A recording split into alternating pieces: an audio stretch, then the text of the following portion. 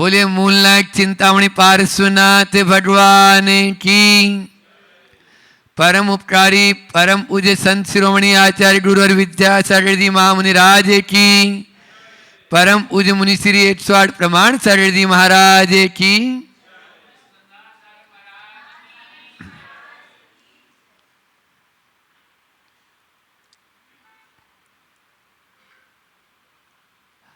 हमारा जीवन एक कोरे कागज की भांति है। उस जीवन में हम चाहें तो सुंदर चित्र भी बना सकते हैं और चाहें तो अपने ही उस जीवन को स्याही के दाग धब्बों के द्वारा उस कागज की तरह गंदा भी कर सकते हैं।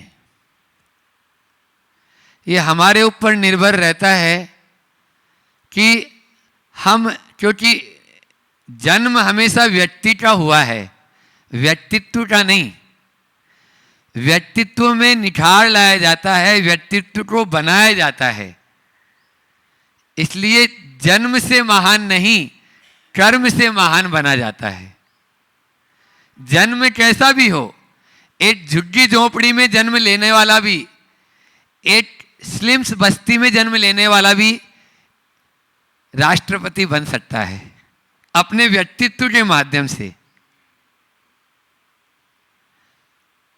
राम और रावण दोनों की राशि एक ही है। कंस और कृष्ण दोनों की राशि एक ही है। महावीर और मारिच दोनों की राशि एक है। और ओबामा और ओसामा इनकी राशि भी एक है। लेकिन बोलो, अंतर रात और दिन का है। कहां राम, कहां रावण, कहां कंस, कहां कृष्ण, कहां पर महावीर और कहां वो मारिच, और कहां पर ओबामा और कहां ओसामा। ये सब व्यक्ति और व्यक्तित्व पर निर्भर करता है। हमारा जन्म तो साधारण है, लेकिन व्यक्तित्व के माध्यम से हम असाधारण बन सकते हैं। चाहे आप हो, चाहे हम हो, साधु हो, चाहे श्रावक हो, इसमें कोई वो भेद नहीं है। क्योंकि ये निश्चित है, आग होती ना, आग, वो आप चाहे भारत में रहो चाहे भारत के बाहर, वहां भी जलाएगी। आप चाहे भीतर रहो चाहे बाहर, कहीं पर भी हो, वो जलाएगी। ऐसे ही पाप है, उस पाप का फल दुखदाई होता है और पुण्य का फल सुखदाई होता है। कल जैसे शंका समाधान में पूज्य वर ने बताया कि हमारे यहां जैसे आप लोग दुकान पे लिखते हो ना, आज नगद कल उधार। क्यों? हमारी दुकान भी नगद वाली है प्रभात भैया। हाँ, ये कैश पेमेंट वाली ऐसा नहीं कि हम आज पुण्य करेंगे तो हमें फल अगले जन्म में मिलेगा, वो भी है। लेकिन पाप का फल तुरंत मिलता है और पुण्य का फल भी तुरंत मिलता है। कैसे महाराज? पाप करने वाला देख लो आप, कोई यदि WT है, विदाउट टिकट और ट्रेन में चढ़ गया, अब क्या होगा बोलो? उसको हर आदमी के चेहरे पर टीसी नजर आएगा कि कहीं ये मेरे से टिकट के बारे में नहीं पूछ ले। बोलो, तो पाप का फल है संताप और पुण्य का फल है प्रसन्नता, विशुद्धि। ये हमारे में तुरंत आ जाती है। इसको यानी जो बाद में आने वाली नहीं है, पुण्य बाद में फल देगा ऐसा नहीं। इसलिए आचार्य वर कहते हैं, संत कहते हैं कि पाप करने में हमेशा पीछे रहो और पुण्य करने में हमेशा आगे रहो। पाप करना पड़े करे नहीं। कई बार होता है, हमारे यहाँ 4 प्रकार की हिंसा बताई। भगवान महावीर स्वामी ने श्रावकों पर कितना बड़ा वो किया है कि 3 प्रकार की हिंसा की छूट दे दी। बोलो, 1 प्रकार की हिंसा नहीं करना है, मतलब यानी 75% आपको छूट दे रखी है। लेकिन उसमें विवेक होना जरूरी है। 4 प्रकार की हिंसा में से 3, कोई है ऐसा धर्म, ये जैन धर्म है, जैन दर्शन है, लेकिन उसे समझना है, संकल्प पूर्वक हम किसी जीव को नहीं मारेंगे, बस ये हिंसा आपके लिए वर्ज्य है, ये निषेध है, ये नहीं करूंगा, बस ये नियम है, इसी में ही आप अनुवृत्ति हो जाओगे। और 3 प्रकार की हिंसा से आप बच नहीं सकते, उद्योगी हिंसा, आरंभी हिंसा और विरोधी हिंसा, इससे आप नहीं बच सकते। आप अगर आरंभ सारंभ नहीं करेंगे, आप भोजन नहीं बनाएंगे तो साधु को क्या खिलाएंगे? चलो खुद तो उपवास कर लिए, करती है, लेकिन नारायण साधु आ गया तो उसको क्या खिलाएंगे? उसको तो खिलाना होगा ना। तो इसलिए कुएं से पानी भी लाना है, आपको पीसना भी है, आपको बनाना भी है, तो इस आरंभ की छूट है, लेकिन उसमें विवेक रखना है। उद्योग आप किए बिना, धन पानी यदि पैसा नहीं आएगा तो दान कैसे करेंगे? बोलो, आप कैसे अपने परिवार को चलाएंगे? लेकिन संत कहते हैं उद्योग में हिंसा हो, हिंसा का उद्योग न हो। उद्योग में हिंसा है तो क्षम्य है, लेकिन आपने हिंसा का ही उद्योग खोल लिया। आज देखते हैं, कोई चमड़े की दुकान खोल ली, उसने जूतों की दुकान खोल ली, तो किस चप्पल जूतों की, या स्लॉटरिंग आज कर लिया, या और अन्य तरह के आज जो आपके ये क्या बोलते हैं उसको, जो मुर्गी फार्म को, हाँ पोल्ट्री फार्म, तो ये कितना बड़ा ये हिंसा ही है ना। इसलिए इनसे बचना जरूरी है। तो आज की 4 बातें अपन कर लेते हैं। अब पूज्यवर तो अभी आएंगे, देखते हैं क्या होता है, मीटिंग आज उधर चल रही है। तो 4 बातें इन्हीं की हैं हमारे पास में। आचार्य श्री जी का दिया हुआ है और इनका दिया हुआ है, बस इन दोनों का ही माल हम आप लोगों को परोस रहे हैं, हमारा अपना कुछ नहीं है उसमें। हाँ, जैसे ये माइक है ना, बस वैसे ही हम हैं, हम और इसमें ज़्यादा अंतर नहीं है। ये भी जो हम बोल रहे हैं तो ये बोल रहा है ना इसमें से जा रहा है, बस वैसे ही हमारे भीतर से वो है। तो पहला है सही देखें सुंदर देखें, सही देखें सुंदर देखें, सही बोलें सुंदर बोलें, सही करें और सुंदर करें, और सही सोचें और सुंदर सोचें। ये 4 बातें यदि अपने जीवन में हम अपना लें तो निश्चित हमारा जो व्यक्ति का जन्म हुआ है वो व्यक्तित्व बनते देर नहीं लगेगी। यदि हमने अपने व्यक्तित्व को गढ़ना है, चित्र से अच्छा सुंदर बनाना है इसको, तो निश्चित हमें सही देखें सुंदर देखें। हमारी दृष्टि जैसी होती है सामने वाले की सृष्टि, बस वैसी सामने आपको सृष्टि नजर आने लगेगी। अभी पूज्यवर जो प्रवचन श्रृंखला चल रही है महाराज जी द्वारा, वह प्रवचन श्रृंखला इसी के ऊपर चल रही है कि हम सही कैसे देख सकते हैं। अभी लगभग 18 प्रवचन हो गए, 2 प्रवचन और करेंगे अ अक्षर पर, ओनली अ अक्षर पर 18 प्रवचन। कैसे हम अहंकार को दूर करें, कैसे असंतोष हमारे भीतर से चला जाए, अविश्वास हमारा, अपने अक्षरों को ही याद रख लें, यही भूल जाते हैं अपन तो, कैसे हमारा अविश्वास दूर हो जाए, अवसाद कैसे दूर हो, असहनशीलता हमारे अंदर से चली जाए, अधीरता कैसे दूर हो, अनिर्णय की स्थिति में हम न रहें, अकर्मण्यता जो हमारा प्रबल शत्रु है, हम कर्मठ बने। अभी बताएंगे सही करें सुंदर करें में यही अकर्मण्यता दूर करने का ही उपाय है। और फिर उसके बाद में अस्थिरता हमारी दूर हो, असंयम हमारे भीतर से जाए, अविवेक हमारा दूर हो जाए, अनुत्साह नहीं हम उत्साह के साथ जिए, अश्रद्धा हमारी चली जाए और हम विश्वास हमारे भीतर आ जाए, अपमान सहा नहीं जाता लेकिन उसको भी सहें, और अपवित्रता हमारे भीतर से चली जाए, अशांति दूर हो, अरुचि और अस्वीकृति, ऐसे 18 प्रवचन गुरुदेव हमको दे चुके हैं। अब हमारे भीतर से वही है, देखने वाली बात है, सही देखें सुंदर देखें। आचार्य श्री जी ने बहुत अच्छा एक हाइकू दिया है, आंखें ना मूंदो, आंखें ना मूंदो, ना ही आंख दिखाओ, ना ही आंखें दिखाओ, सही क्या, सही क्या देखो, सही क्या देखो, आंखें ना मूंदो, ना ही आंखें दिखाओ, सही क्या देखो। बस हम क्या करते हैं, या तो आंख मूंद लेते हैं। आज वर्तमान में बेटा बेटी को मैं ज्यादा दोषी नहीं मानता हूं, सही बोल रहा हूं। दोष किसका, बेटा बेटी का नहीं है।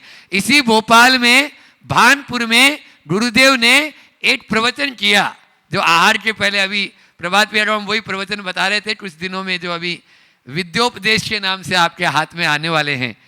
उसका विमोचन तो हो गया है लेकिन उसमें और थोड़ा प्रूफ चल रहा है, तो वो इन्हीं के द्वारा जो है प्रकाशित भी हो रहे हैं।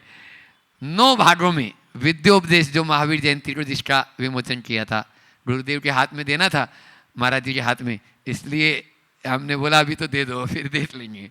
तो उसमें भानपुर में एक प्रवचन गुरुदेव का आचार्य श्री जी का हुआ, उसमें अंतिम प्रवचन की लाइन अभी भी कानों में गूंज रही है उन्हीं की आवाज में, कि माता पिता का इतना पुण्य, थोड़ा चटचा लगेगा लेकिन लगेगा तो अब क्या करें, गुरु जी की वाणी है, वही वाणी है, स्वयं वही शब्द है। आचार्य श्री जी ने उसके बाद में नहीं बोला, हाँ प्रवचन की अंतिम लाइनें हैं, माता पिता का इतना पुण्य जो इतने अच्छे अच्छे प्यारे प्यारे बच्चे मिले, माता पिता का इतना पुण्य जो इतने अच्छे अच्छे और प्यारे प्यारे बच्चे मिले, लेकिन बच्चों का इतना पुण्य नहीं जो ऐसे माँ बाप मिले। अहिंसा परमो धर्म, बोलो, बच्चों का ऐसा पुण्य नहीं जो ऐसे माँ बाप मिले। बहुत बड़ी बात है ये। आज भारत गारक की ओर क्यों जा रहा है, कारण यही है। कल ही शाम को पाठशाला की जो शिक्षिकाएं हम तैयार कर रहे हैं, प्रमाणित पाठशाला की, वो बैठी थी, तो मैंने बोला सुनो, हर माँ श्रवण कुमार को जन्म देना चाहती है कि मेरा बेटा श्रवण कुमार बने, लेकिन बेटा श्रवण कुमार तब बनेगा जब पहले माँ बाप श्रवण कुमार बनेंगे। एक श्रवण कुमार को जन्म देने वाले माँ बाप श्रवण कुमार ही हो सकते हैं, अन्यथा नहीं हो सकता। आप उनके सामने कोई भी ऐसा काम मत करो जो उनके लिए सही नहीं है।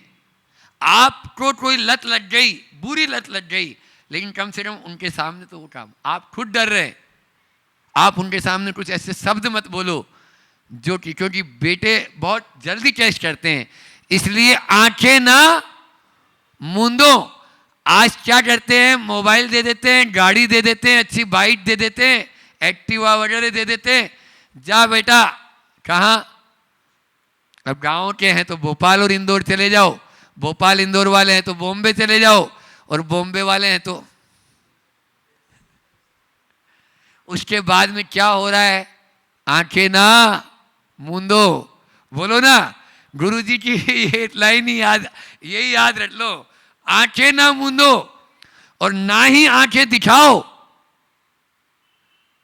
आंखें दिखाना भी नहीं, सही क्या ये देखो।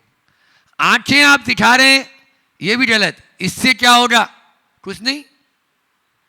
आज के अब उन बच्चों को टेकल करना है। आचार्य श्री जी आप देखो, आंखें मूंदते भी नहीं थे और आंख दिखाते भी नहीं थे।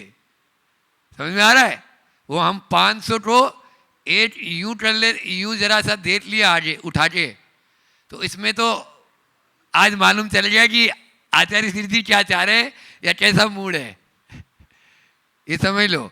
इसलिए कभी भी नहीं, आप लोग क्या कर रहे हैं, घड़ी होती है, घड़ी सुनो ध्यान से, घड़ी में एक सेकंड का कांटा होता है और एक घंटे का कांटा होता है। पहले पेंडुलम की घड़ी चलती थी ऐसे ऐसे वाली, तो वो जो घड़ी का जो सेकंड वाला कांटा है, रात में जब अपन सो जाते हैं ना, आराम करते हैं, तो उस समय उसकी कितनी तेज आवाज आती है, टिट टिट टिट टिट आती है ना। और वो जो पेंडुलम वाला कांटा है ना, वो 1 घंटे में बोलता है, लेकिन टन की आवाज आती है। बस टिक टिकाओ नहीं, टंकार करो। बात बात में जो आप टोटा टोटी करते हैं, इससे बच्चों पर किसी पर भी प्रभाव नहीं पड़ेगा आपकी बात का। और जब बोले, गुरुजी का यही था, अगर कोई गलती देख भी ली तो कभी नहीं बोलते थे, और जब सामने चिट्ठा खोलते थे तो वो पूरी फाइल एक साथ खोल देते थे कि आपने उस दिन ऐसा कर रहे थे, आप वहाँ बैठे थे, आप उसके साथ में क्या बात कर रहे थे, आपने ये शब्द बोला है नहीं बोला, आपने ऐसा किया है नहीं किया, बोलो। अब क्या बोलेंगे आप? कुछ नहीं बोलेंगे नीचे दर्शन करके सुनेंगे और बोलेंगे गुरुदेव प्रायश्चित चाहिए, ये सारी गलतियां मेरी है। ऐसे ही बच्चों के साथ में व्यवहार करें, सही देखें, सुंदर देखें, और फिर है सही बोले, सुंदर बोलें। हमारी वाणी में मिठास होना चाहिए, क्योंकि वाणी ही ऐसी है, कल बोल रहे थे महाराज जी, बता रहे थे कि वो जोड़ भी सकती है और तोड़ भी सकती है, वो खिला भी सकती है सामने वाले को, और खोल भी सकती है, खुला भी सकती है। एक वाणी के माध्यम से ही अनेकों, यानी न जाने खाली अंधों के अंधे होते हैं बस। बोलो, वो कौन सा महल था, उस महल में जा रहे थे, और वो जैसे ही नया महल था और नीचे फर्श कांच जैसा था, बिल्कुल इटालियन मार्बल जैसा, तो वो सोचे या पानी है या ये होगा, और धड़ाम से उसमें गिरते हैं। निश्चित ऊपर से आवाज आई अंधों की, बस उसी में ही महाभारत हो गई। निश्चित है वो एक शब्द ऐसे होते हैं जिसके माध्यम से सब पूरा वातावरण बिगड़ा हुआ जो है शांत हो जाता है। इसलिए ये चीजें अपन को ध्यान रखना है। कहाँ पर अभी कल क्लास में महाराज जी जब हम लोगों को पढ़ा रहे थे, अभी प्रमेय रत्नमाला और मूलाचार की क्लास चल रही है, तो उसमें महाराज श्री जी जब पढ़ा रहे थे तो बोले, हम लोगों को समझा रहे थे कि देखो, हम लोगों को हित मित प्रिय वचन कहने के लिए भाषा समिति जो है, बोलो ही नहीं और बोलना पड़े, क्योंकि हमारे यहाँ 8 माताएं, एक माता को छोड़ के आए तो 8 माँ हमको दे दी, 8 दिशाओं में। सुन रहे हो? एक माँ को छोड़ा तो गुरुजी ने 8 माताएं तुरंत हमारे ऊपर संस्कार करते समय दे दी, बेटा चिंता मत कर, तेरी एक माँ नहीं है, 8 माताएं तेरी सेवा में रात दिन रहेगी। अष्ट प्रवचन मातृका बोलते हैं, जिसमें 3 गुप्ती और 5 समिति। या तो तू दीवार की तरफ मुंह कर और बैठ जा, बस मत देख इधर उधर। ये 3 गुप्ती कहलाती है, मन वचन काय। रहा नहीं जा रहा, मालूम है जब पेट में होने लगेगी तो उठेगा, जाएगा, चलेगा, फिरेगा, देखेगा। तो अब ऐसे मत कर। 5 समितियां हैं, प्रवृत्तिगत सावधानी का नाम है समिति। आप प्रवृत्ति करना है, तुझे बोलना भी है, तुझे देखना भी है, तुझे सुनना भी है, तुझे आहार भी लेना है, कोई चीज वस्तु उठाना करना भी है, मलमूत्र आदि का क्षेपण करना है। इन सब के लिए यत्नाचार पूर्वक प्रवृत्ति कर। वहां पर यही कहा। तो अब यद्वा तद्वा नहीं, भाषा समिति से हित मित प्रिय वचन बोलना है। ये है गुरुदेव को। देखो आप, एक बार संस्मरण याद आया, गड़ा टोटा की बात है। सर्दी में आचार्य श्री जी, जैसे आचार्य भट्टी हुई, कपड़े वाले सब बाहर, खाली हम लोग बसते थे 32 महाराज और गुरु जी। अब गड़ा टोटा में बहुत देर से गुरु जी ऐसे हाथ लगा के बैठे बस। अब हम लोग सोचे रात में जो नाश्ता बनाया है वो नाश्ता मिलेगा अपन को, क्योंकि रात में आचार्य श्री जी बढ़िया बना लेते थे और गरम गरम मिलेगा। इस फिराक में सब बैठे लेकिन गुरु जी कुछ बोल ही नहीं रहे। अब योगाचार्य जी महाराज जी और सब बैठे, तो क्या कुछ थोड़ी देर हो गई, 2 मिनट हो गई, 5 मिनट हो गई, अब थोड़ी उथल पुथल तो होती है, आपस में घुसर पुसर होने लगी, आज गुरु जी क्या हो गया। तो संभव सारे जी महाराज जी बोलते हैं, आचार्य श्री जी कुछ जो बनाया है वो दो ना, कुछ बोलो, आप कुछ उपदेश। आचार्य श्री जी ने कहा कि यही बात सठखंडागम जो ग्रंथ है, उस समय जो धरसेन स्वामी महाराज थे तो उनके मन में भी आई। क्या बोला? उनके मन में भी आई और शिष्य मंडली बैठी और इसी तरह से बोला, तो उन्होंने जो जवाब दिया वही जवाब आप लोगों को दे रहा हूं। गुप्ती को छोड़कर समिति में आना किसको इष्ट है?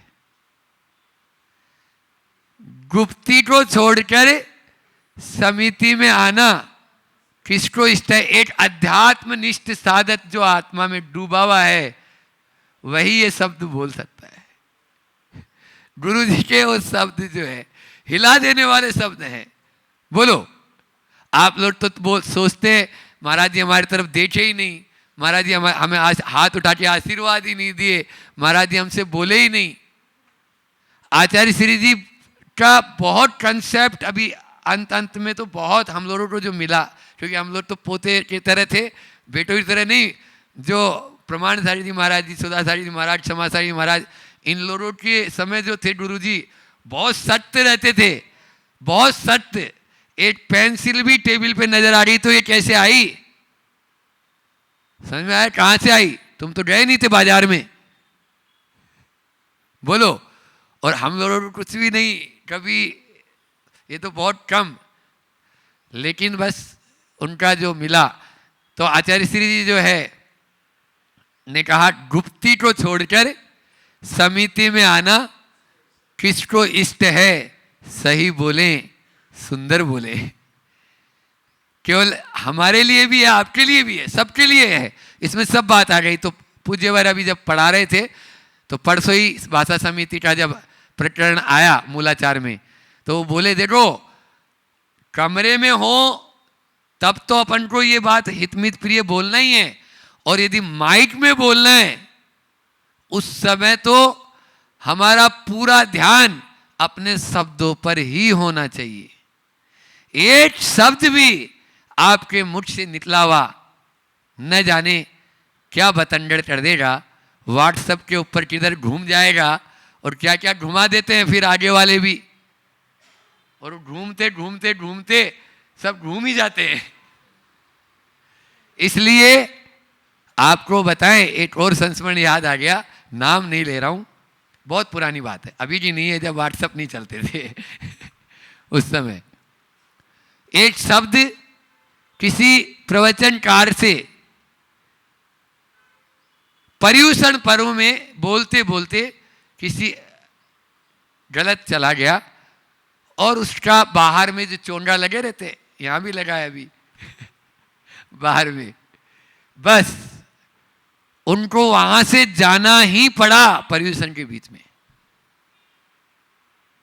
इसलिए सही बोले, सुंदर बोले, बात ही हाथी पाइए और बात ही हाथी पांव, बात ही हाथी पाइए और बाती हाथी पांव।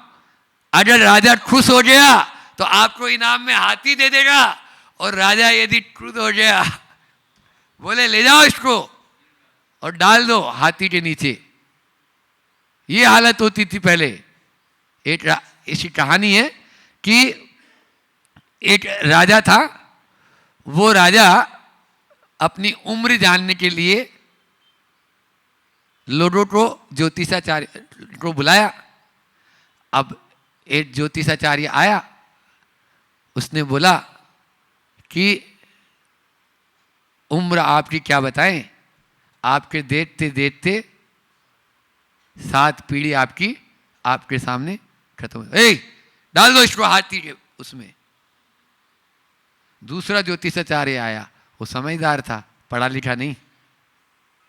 आचार्य श्री जी का हाइकू है, हम अधिक पढ़े लिखे हैं, कम समझदार है। आज समझदार बन जाओ, मजेदार में मत रहो। आज तो बस पढ़े लिखे तो खूब मिलेंगे। साक्षरता अभियान में 100% वाले भी गांव बहुत सारे हो गए अब तो, समझ में आ रहे हैं, लेकिन कम समझदार है। समझदार बनना बहुत जरूरी है, अन्यथा ऐसा ही हाल होता है जो अभी हो रहा है। वो हाथी के नीचे चला गया। अब दूसरा आया तो उसको बोला कि अरे क्या बताए, इतनी उम्र है कि 7 पीढ़ी की उम्र भी जोड़ लें तो आपको लग जाए, इतनी उम्र है, हाथी दे दो इसको।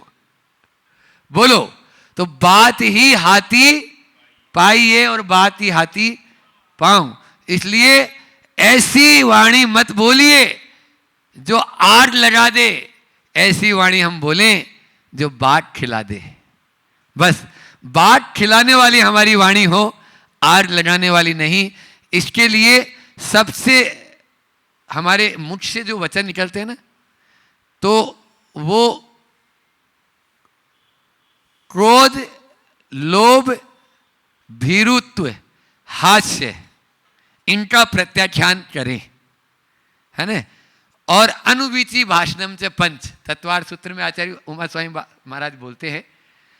तो गुस्से में आदमी का मुंह तो खुल जाता है और माइंड सो जाता है, विवेक उस समय सुप्त हो जाता है।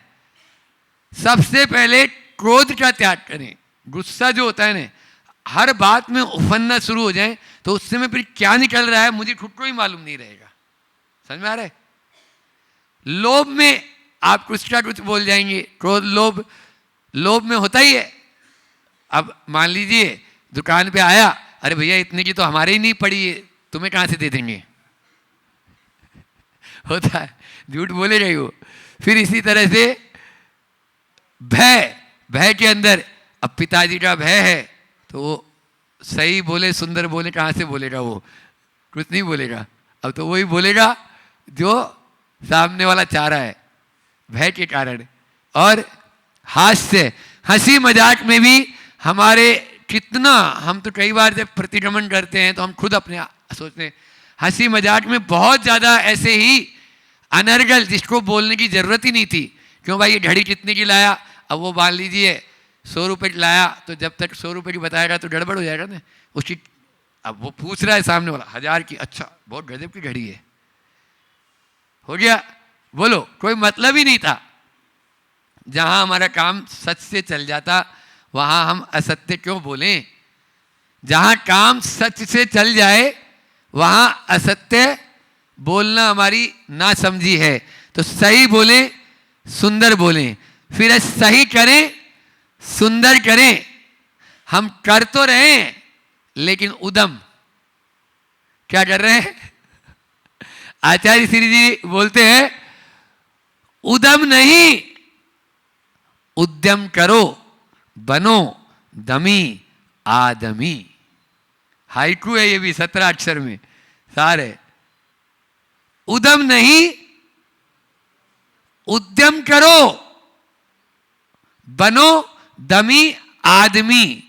4 पुरुषार्थ होते हैं, धर्म, अर्थ, काम और मोक्ष।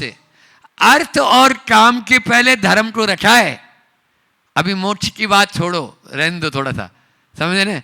आप लोगों को ये नजर आता है अर्थ और विषय भोग की बातें, क्या खाना, कैसे पहनना, क्या ओढ़ना, क्या सोना, जो भी पांचों इंद्रियों के विषय। खाली अकेली यहाँ केवल मात्र काम के अंदर काम ही मत लेना, काम में पांचों कामें इंद्रियां, पांचों इंद्रियां हैं ये भी अभी इसमें आया था प्रमेय रत्नमाला में। तो इसलिए आप लोग इन पांचों इंद्रियों के विषय काम और अर्थ, इन दोनों को यदि धर्म से जोड़ देते हैं तो उद्यम कहलाता है, और यदि इनको धर्म से दूर कर देते हैं तो उद्यम कहलाता है। क्या बोला?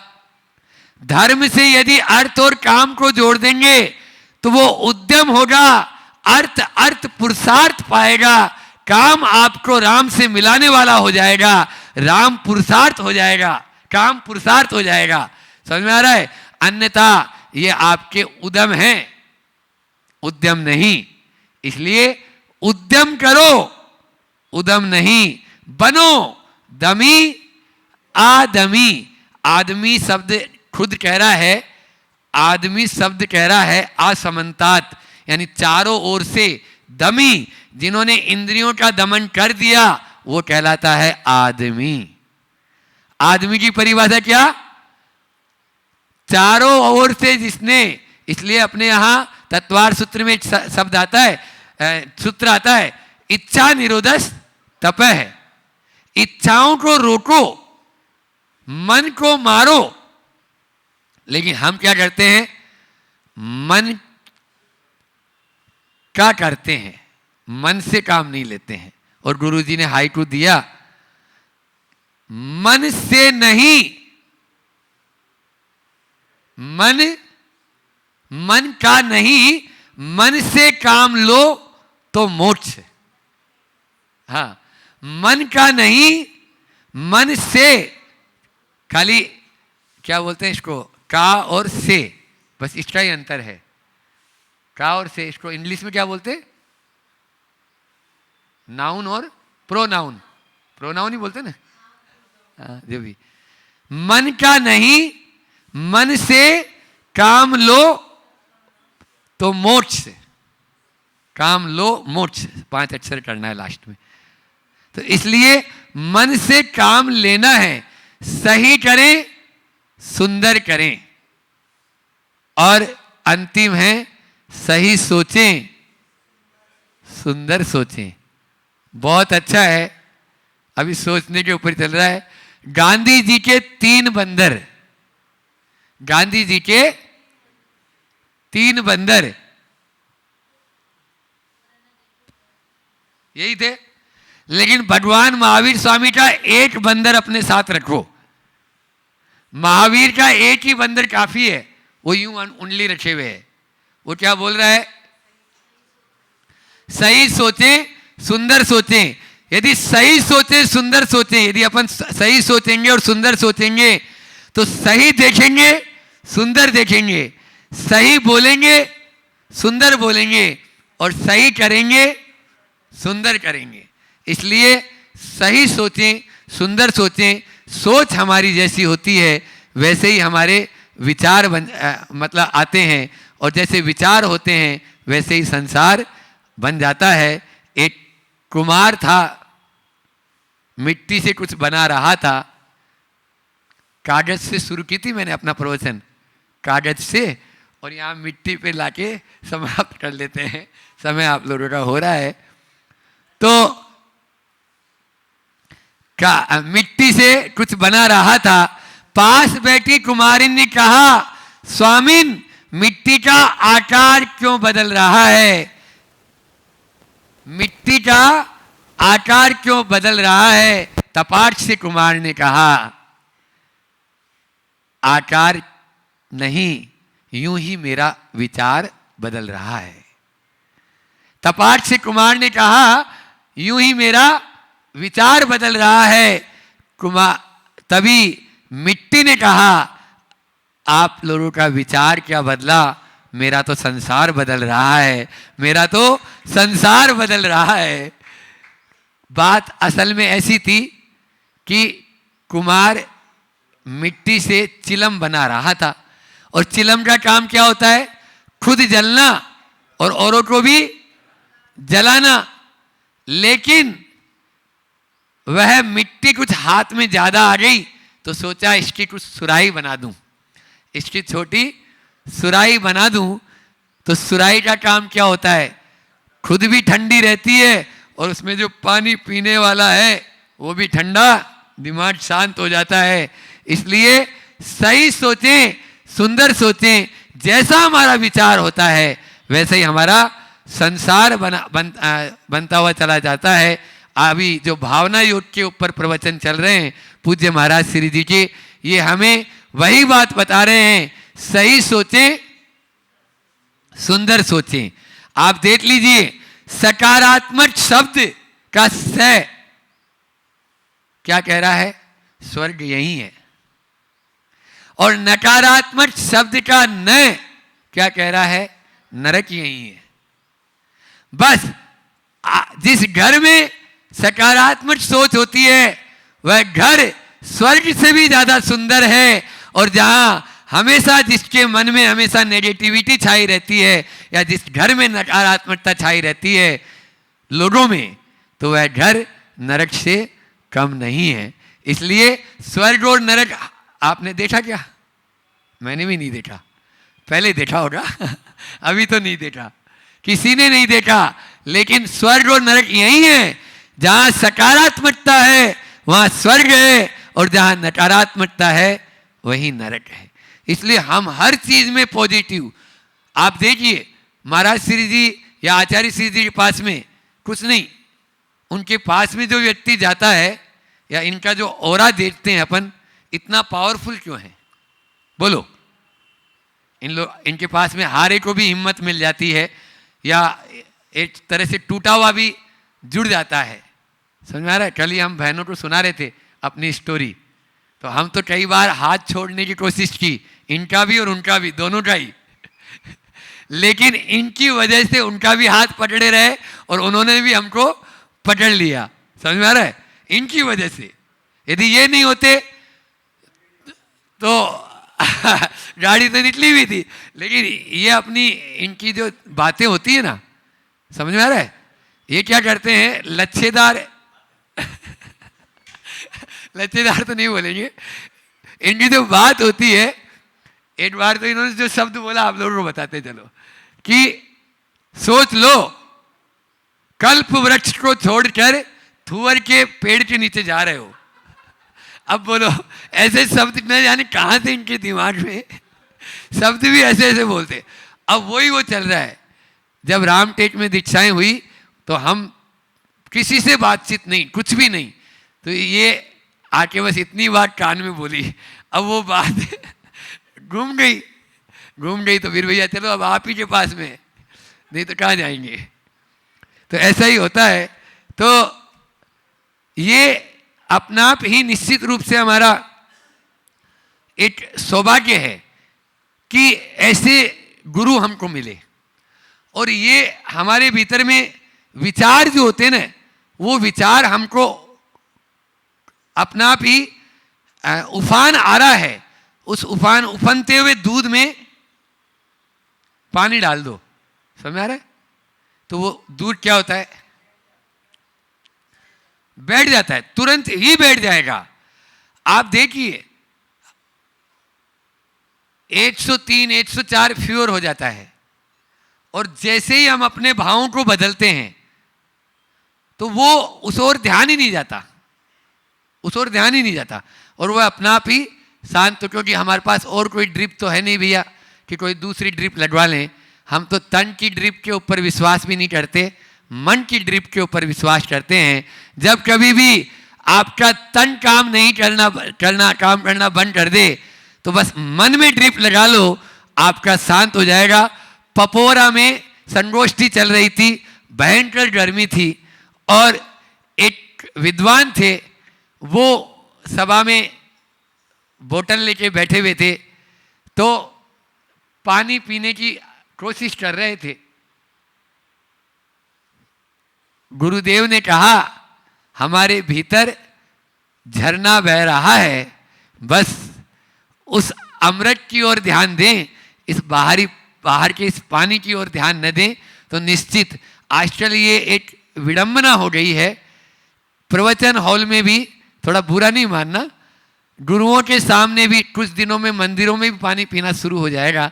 आप अपने छोटे नन्हे मुन्ने बच्चों को बोलो, एक ये सामने बैठा हुआ है साधु, ये 24 घंटे में एक बार लेता है, और हमारे स्वरूप सागर जी जैसे उपवास किए तो मान लीजिए 48 घंटे हो गए, फिर भी पानी नहीं किए। भैया जी का कैसलोच और उपवास, बोलो, इन्होंने कैसलोच किया और फिर कल का उपवास, 48 घंटे में पानी की बूंद भी नहीं ली।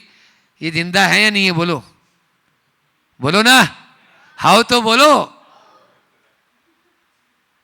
तो आप अपने बच्चों को आज क्या पता क्या हो गया, मैं देखता हूं ना आजकल पाठशाला में भी बोतल लेके आने लग गए हैं, और पाठशाला में बच्चों को मैं फिर समझाता हूं उनको, तो अब हमारे यहाँ पाठशाला में तो बंद हो गई, लेकिन ये क्या विडंबना है। क्या 1 घंटे तक बैठ नहीं सकते? 1 घंटे के बाद या 45 मिनट का कालांश होता है, अपना पीरियड होता है, उसके बाद में जो 2 पीरियड के बीच में होता है, सर हम पानी पी के आते हैं। पहले हम तो ऐसे पूछते थे, आजकल तो पूछने की जरूरत ही नहीं, वो बोतल खोलता है। मैं तो लोगों उनको भजन सुनाया अभी यहाँ पे कि जीते बोतल मरते बोतल, दे तमाशा बोतल का। अभी क्या हो रहा है, आदमी जन्म लेता है तो बोतल से लेता है, और थोड़ा और बड़ा हुआ तो बोतल मुंह में लगा देते हैं, थोड़ा और बड़ा हुआ तो दूसरी बोतल हाथ में आ जाती है, और फिर जाने का समय हो जाता है तो फिर बोतल घुसेड़ देते, लगा देते हैं उसके। बोलो, शब्द भी क्या करें ऐसे ऐसे आप लोगों को। हमें तो बड़ा अजीब सा हो रहा है ये, हमारा भारत कहाँ जा रहा है। इस भारत को प्रतिभा रत बनाना है। अब इतना ही नहीं, सही देखें, सुंदर देखें, सही बोलें, सुंदर बोलें, सही करें, सुंदर करें, सही सोचें और सुंदर सोचें। अब महाराज जी आपने प्रवचन तो बहुत कर दिया, अच्छा कर दिया, लेकिन महाराज जी करें कैसे?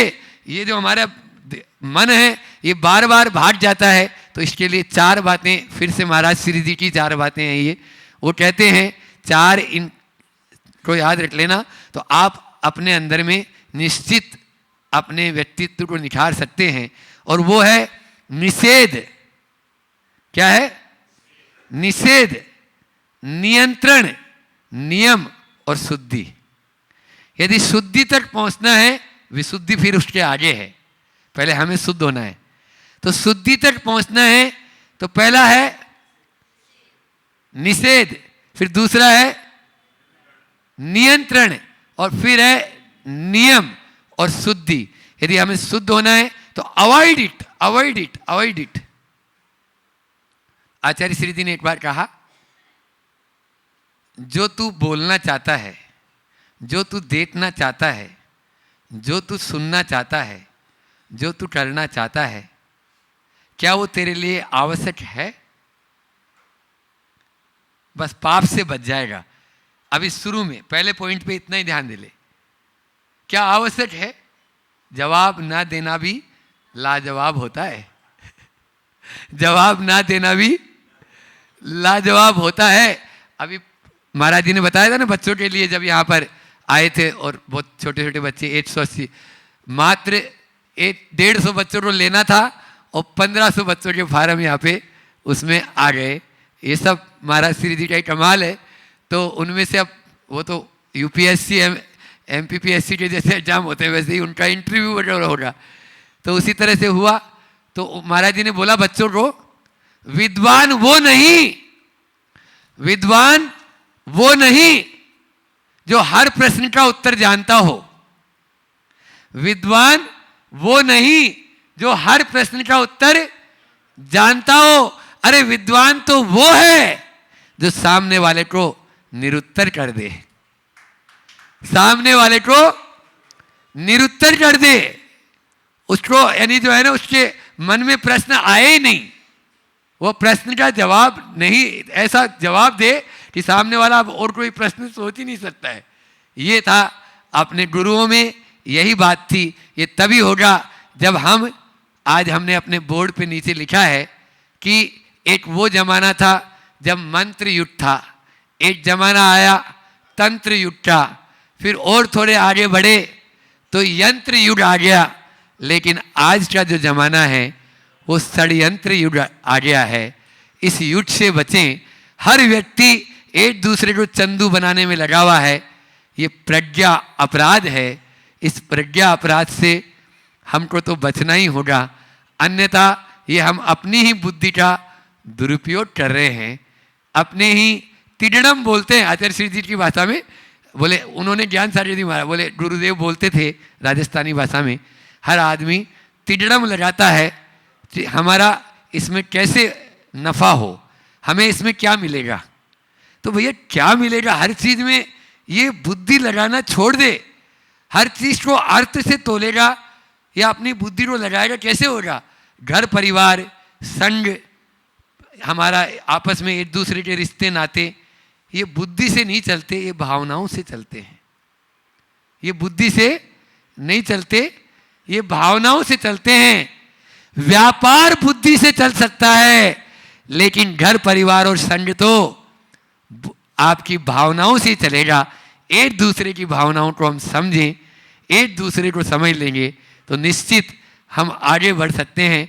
और उसके लिए पूज्य श्री भावना योग प्रतिदिन दे रहे हैं और करा रहे हैं। बस उस भावना योग को अपने जीवन में हम लेके आ जाएं। मंगल भावना की 2 पंक्तियों के माध्यम से मैं अपनी वाणी को विराम दे रहा हूँ। मंगल मंगल होए जगत में, सब मंगल में होए। मंगल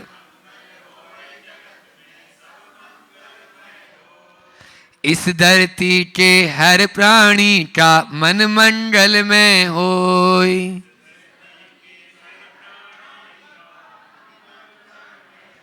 सब जग में मंगल बड़े, टले अमंगल भाव।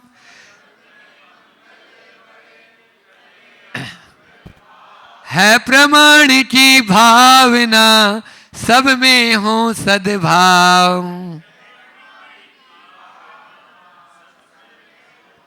बोले आचार्य गुरुवर विद्यासागर जी महामुनि राज की, परम पूज्य मुनि श्री 108 प्रमाण सागर जी महाराज की।